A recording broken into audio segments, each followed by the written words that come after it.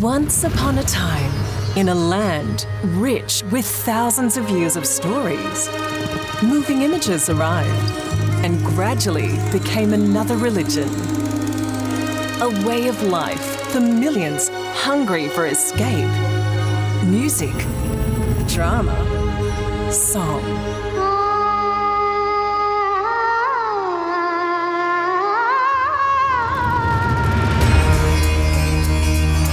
Thriving on the fanatic love of millions, I became a universal language for India. During my global rise, I fell in love with this land down under, Australia. India's Bollywood is moving in. A little bit of Bollywood, Canberra style. The biggest Indian movie in Australia. Like all love stories, it wasn't easy. We weren't quite sure how to deal with them. Spot boys and umbrella boys. Sorry, can I start again? No, you can't. Can we just close the camera just for a sec? But it was worth every moment. This is that story. My story. I am Bollywood.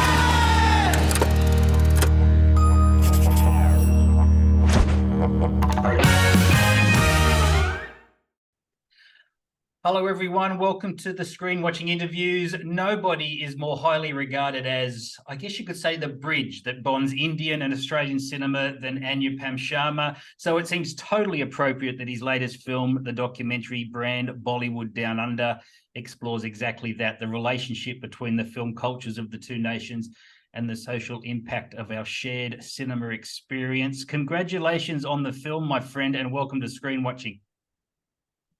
Thank you, Simon, and thank you to everyone watching the screen and screen watching. Before we deep dive into your new film, Brand Bollywood Down Under, tell us a bit about your history. When did you first come to Australia? So I came to Australia as a part of a big fraud. I used to come here since I was a kid because my grandparents and maternal family were the first bunch of doctors who moved to Tasmania. Oh, wow, okay. So when I did my year 12, we always had a visa for Australia. We were always welcome here. So when I did my year 12, I decided in year 10 that I wanted to pursue films professionally. I didn't romanticize with the Bollywood idea of running away from home and assisting someone and leaving your studies. But there were hardly any Indian courses for a 17-year-old at that time. They were all there if you were 24 or 25. Sure. So as I call it the big fraud, my father calls it a big fraud. I said, Papa, we can go to Australia. We've got a visa and I can do engineering there. And he said, yeah, that's a great idea. You can do engineering and medicine. So I came here and we used to have UAC. You're probably too young for that. This is 92, 93. Did the university admission and my first choice was electronics and computer engineering. And second choice was Bachelor of Arts in directing and performance. Wow. So I got my first choice and my dad was very happy. And I said, but I'm picking up my second one. So yeah. And he was not so happy. No, he was fine. Look, but he said, I remember him saying, I think I had 3 sub-majors. It was directing, acting for screen, and I had writing. And he said, instead of writing, can you pick up media studies? Because at least, Indian parents are always about finding job security for their kids because, Sure. There is no social security in India. Yep. So this was a time when CNN cables were breaking in. And he said, look, if you do media studies, you can get a job as a media analyst. We'll be happy. So I did that. But then after I did my master's, which made my mom very happy, she thought I'll become a PhD and a doctor. Then I did a thesis on Indian cinema and then just fell into it. So was cinema a vital part of your childhood, as is portrayed in your film for so many people? Do you have early memories of crowded cinemas? Absolutely. Yeah, my early memories are, I think I was 4.5 years old, and I watched 2 of the biggest classics at those times, Sholay and Bobby. And I still have photographs where, I'm sure it happens in Australia, family gathering, one of the kids performing dialogues. And all of us grew on that. But I lost all my friends in the collective viewing experience when I started nudging them and saying, hey, look at those extras at the back. They're not performing well. Or I would stay back to watch the credits. So I was a weirdo because I would sit in the hall at the end and watch the credits just to figure out who does what. It's paid off. Obviously, it's paid off for you. Look at you now. Absolutely. When you were here in those early years, the early 90s, did you have some concept of what the relationship between the two maybe not the two countries, but what the two industries were like then. Had you formed an opinion of the Australian sector at that stage? No idea, Simon. So I finished my master's. My supervisor, Ross Harley, gave me 2 or 3 pieces of advice. He said, what do you want to do? I said, PhD. He said, no, you don't. You want to make films? I said, yeah. He said, then go and get your hands dirty. You're looking for safety. So I went out, I was doing short films. And one of the things I realized that people were reacting to me in a very politically correct way that let's not offend it. But I was still an Indian for them, as opposed to a film professional. Because there were hardly any, I think the only person of Indian origin at that time was Suresh Iyer, the famous editor, who was from Malaysia. And there was Safina Oberoi, who was half Indian. And so I said, okay, but I'm a filmmaker as well. And they would always start talking to me about Bollywood. And then I got 2 of the biggest offers from India to come and join them as an assistant. And I went for 2 weeks back to India. And I suddenly realized, Simon, that I'm in that crack where I'm not Indian enough for India anymore. And I'm not Australian enough for Australia yet. Wow. So I started working for Arts Gallery. When Qantas started their flights to India, the Hindi voiceover was mine. If you switched on Channel 7 for Australia's Most Wanted, I was the spice shop owner who was hit. I was the doctor who was promoting Viagra, the Indian doctor, on corporate videos. And I was doing everything. And then a spice shop owner in Cleveland Street, Vikram Sharma, he leaves a message on my mobile saying that there is an Indian producer here called Feroz Khan. And Feroz Khan is India's Clint Eastwood. Yeah. And I said, so where is he staying? And he said, I don't know. I said, what's his number? And he goes, I don't know. I said, were you teasing me? Anyway, I just realized that there's something in it for me. And I'm a very, very kind of guy who's, creative and the kind of guy with synergies and energies. So I essentially said, I will call up 2 hotels. And if Feroz Khan is staying in one of them, there is something life-changing for me. So the first hotel I called was Hilton. And lo and behold, he was there. Oh, wow. But thankfully, he was not there. So I left a message. And when I was leaving the message, if I call a director, he won't call me. If I say an actor, he would think I'm looking for a break. So one of my friends, mates, had got a job as a film consultant. I said, film consultant. And I left the message. Next day, he called back. We met. I just helped him out. And suddenly I realized, I said, he wants to film here. Maybe there could be, Bollywood might want to film here. And let me keep on talking. And the second he came back to me and he said, I'd like to offer you a job heading up production. Oh, my goodness. And the same distributor, the same kind of supervisor who had given me all these wonderful advice, I went to him. I said, I don't do producing. Like my first, he's paying me obscene money in the sense he's giving me 5-figure a month, which is, ahead of production. So he's a poor student. I was just out of my master's. And Ross Harley said, I know you will all struggle as a creative person. Now is the time you have to decide whether you want to struggle running your own production company or you want to struggle waiting tables at a cafe. Sure, yeah, absolutely. And that is when the penny dropped and we opened up and we were doing, within four months, my accountants came and they said, you can't do, you're touching 7 figures, Mike. You can't do on your own. So we had to do, so it was just learning on the thing. And that is when, Simon, I started realizing that what we were missing in Australia in terms of links with India. And most importantly, as an Indian, I realized what India is missing in terms of these amazing locations, in terms of these amazing crew. So I dived deep into it and we did a lot of free work. We would go to government agencies and say, do you want a seminar on India? And they would say, how much? I said, no price. I'll just do it. I just want you people to know that there's an option, because something very close to my heart was when I would see other new migrants or migrants in the film industry kind of complain a lot of times rightly about lack of diversity in 93, 90, I'm talking 97, 98 now. Sure. I was very sure that I want to do something using my diversity rather than whinge about not getting opportunities because of my diversity. And the best way to do that, as I say in the film, is to combine the filmmaker in me, the Indian in me, the Australian in me, and just started combining and was very fortunate to have found some amazing supporters, right from Lynn Gailey at the Union, or Jane Smith, who was then the CEO of Film and Television Office, or Jackie Feeney, who now heads up Screen Queensland. All of these executives were starting their career as well at that time. Yeah, and that's all shows that all shows in your film too. It's clear that it's a testament to your standing and the relationships you've built in the industry, that all of those names that you just mentioned and so many more, the Kingston Andersons of the world and all those sort of people, that they turn up to comment on this extraordinary moment in India's film culture coming to Australia and your growth as a force in the industry as well. Yeah, and it was fascinating. And, talking about the testament to our thing, I think I'm indebted to all these Australian execs, but I'm most indebted to, Simon, the huge stars from India, who are like India's Tom Cruise and India's Baz Luhrmann and India's Philip Noyce, who just over a message and a phone call said, yeah, just come over for an hour, we'll talk to you on camera. Yeah. No fees, no entourage, no publicity management. And that means the trust they gave me actually made me very nervous, that I hope I make them proud. I'm not doing, a film which they say, oh, I've done. So all those things, from camera angles through to the quality of the film, through to what comes out. And once they said yes to the camera, I had to make sure that I have the equal amount of behind the scenes. And Karen Steininger was God's gift to this film, the editor who has made Oscar and Emmy winning films. When she came on board, I knew I had a team. I had stars from front of camera and back of the camera, so I don't have to do anything. The early clips you use, and I should point out, I could talk about your career forever because you've got such a fascinating backstory. No, it's about the film, man. Let's talk about the film. The early clips. Don't touch the vanity of a failed actor.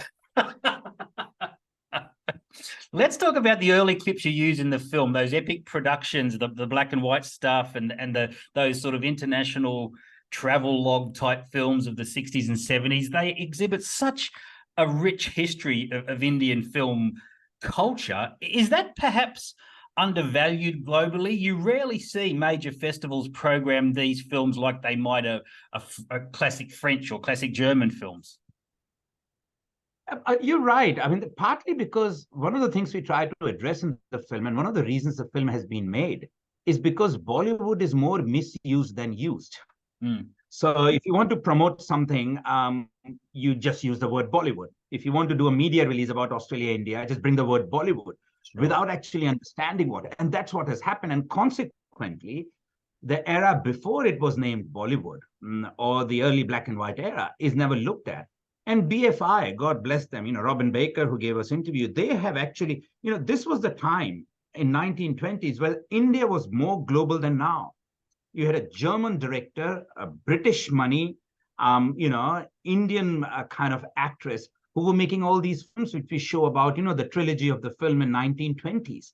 In 1920s, India was making more film than any studio around the world, with German, UK collaboration, So that is why we kind of went deep dive into it. And the other reason why we have used some of those clips from 1911, 1912, is because they established, Simon, on why India is the biggest film consuming population in the world and such a passionate film couple. One of the Oscar nominated directors of Lagan says that, when films came to India, we had heard stories from our mothers, from our grandmothers, from our uncles for 4,000 years. We have been telling and listening stories. When moving images came to India, all these stories came alive. And that is the reason why it stands out as a film culture and such a rich film culture. So yeah, you're right. Others don't do that, but we wanted to take them on a quick, route to why it is so important in India. I can remember the moment I fell in love with Indian cinema, and it was the film you just mentioned, Lagan. I watched that and was just so immersed and so enveloped by this amazing sort of representation of the culture. Do you have a favorite film that you particularly liked revisiting during the production, a particularly influential film in your life? So I did, but we were also, but I'm also producing it with Claire Haywood and Deepti Sachdeva, producer's hat on, which meant forced my Simon not to fall in love with a film, even though if it was my favorite film, I don't get permissions to use it. The archival permissions for this film were humongous. Yeah. And 90 of this, they gave it for free. Lagan, which you saw. There's a beautiful clip of Lagan. Karen edited as one of the first sequences in the film. Yeah. $0. They said, Anu, we'll help you out. Wow. Otherwise, I couldn't have afforded. You know, as an independent Australian, filmmaker or a film documentary, they can't afford all these things.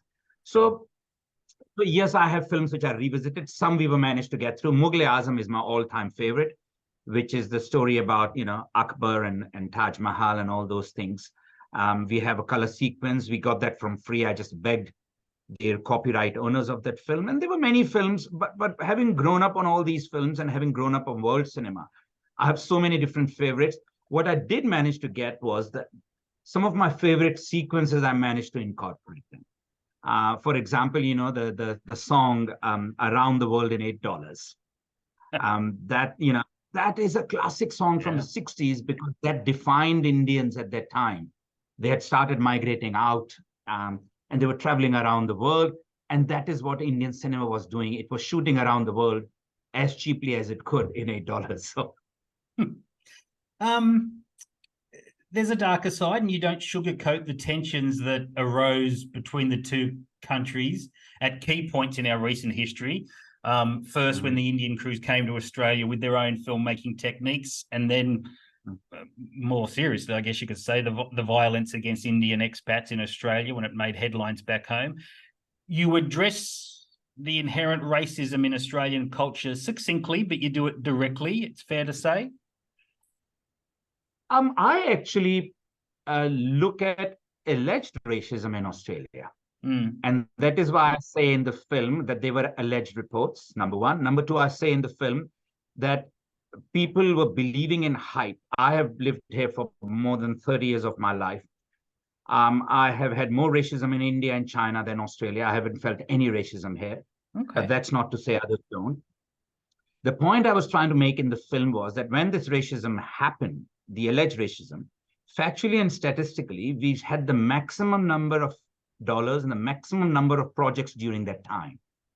So what exactly happened? And as Carl, who has given us a lot of important views, and we all talk about, for me, as a filmmaker, as an Australian Indian, it was how we reacted to the alleged Bollywood boycott, to the alleged racism, is we just started writing checkbooks, taking wrong decisions, making comical decisions, in the hope that bringing Bollywood would mend Australia's image in India.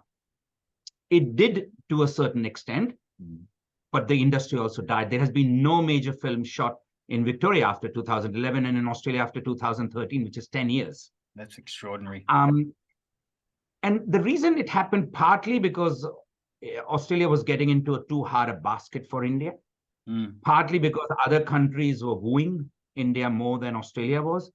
Partly, Australia has been spoiled by $250, $260 million films from Hollywood, rather than $2 or $3 million films. And partly, and most importantly, Simon, because the few of us who were involved, whether it's a Joe Thomas who did Hotel Mumbai, or Sheila Jayadev, who's another filmmaker of Indian origin. And I was just thinking, okay, at that time, 200, 220 screen projects delegation, I think it's time to shift gear and move from servicing India to collaborating with India. And that is the major change which happened between 2013 and 2016.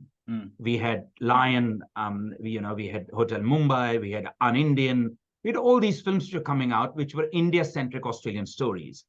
And when this happened, then most of the people who were involved in Australia and servicing India said, you know what, this is much more powerful. And thanks to Screen Australia's producer Offset and other things, making an India-centric Australian film was more appealing to film professionals like me. It was more appealing to investors in India. And it was more appealing to film crews in Australia because, if I'm directing a film here, then I'm already culling down the other cultures and they're still working in an Australian way. So to answer your question, yes, we don't sugarcoat it, but we also tell, that why we took wrong decisions, as some of the people say, we were taking comical decisions. But then, and this was the biggest struggle, this is kind of inside information. And that's when Karen and I, my whole team here, Liz, Aditi, everyone, we just said, we're not making a 7:30 report or a Four Corners. Sure. So we are not going to end and we're not going to go into that whole, we had Wakely award-winning investigators like Kate Wilde and others who were investigating. And the stuff we found out, we were just shocked. But I said, you know what, we're not going to touch on them, partly because of conflict of interest, because I was part of it. So I'm not going to go out as if I've got an axe to grind. But partly, this film is not about negativity. And that's, Simon, when the most important penny dropped. I said, so where are we going? What are we doing? And suddenly the Bollywood voice said, you stupid idiots, while you are looking at whether I came to Australia or not, or what happened to me, you're not seeing the big picture. I am Australian now. Yeah. So that thought literally came into me, while having all these discussions. I said, okay, you know what? So if you see, just after the whole thing happened, and Ted Bailu says, I would still like you to come, we just moved tack. And the Bollywood voice says, policies, bandwagons. And the big picture change was that now Indians are the second biggest diaspora in Australia. Yeah. And because of that, the box office is churning out dollars.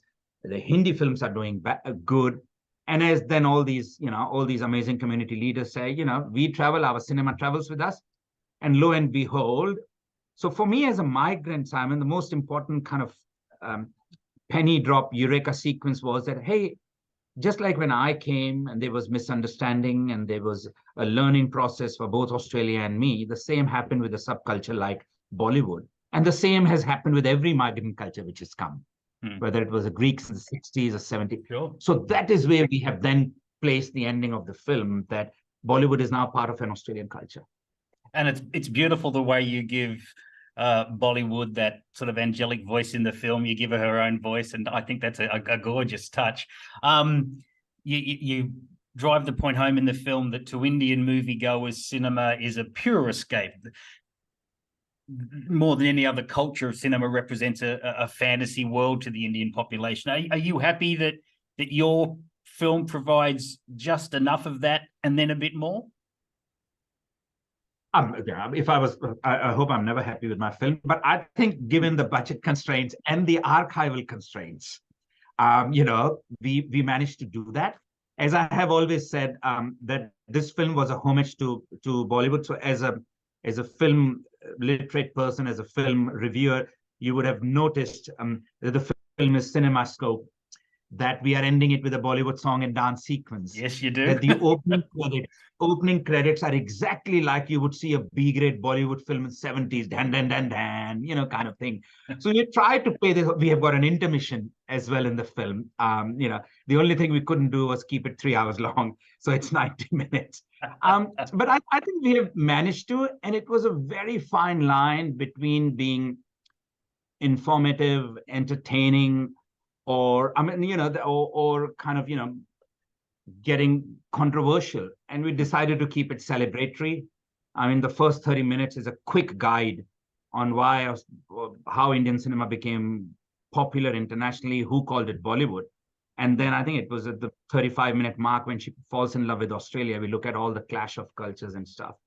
So I hope you liked it, and I hope others like it, and it's commercial for them. But for me, I would be very happy if, and we are working on that, we have study guides for this, we have got universities and school program. If the coming generations learn about this most used and misused word in the world called Bollywood. You Google, you get 2.3 billion hits in 0.2 seconds, and no one actually knows about it. So I think that will be my win if people are learning about it and how we contributed to it since 1934. You've made a wonderful film, mate. I hope as many people see it as possible. It's playing as part of the Bollywood Film Festival from November 2 at Dendy Newtown here in New South Wales and at other venues around the country. Mate, Anupam Sharma, thank you so much for being with us here on Screen Watching, and congratulations on this terrific film. Thank you. And as I said, we are all up. The parliaments are now inviting it. So the Western Australian Parliament has invited us for a screening to the Member of Parliaments.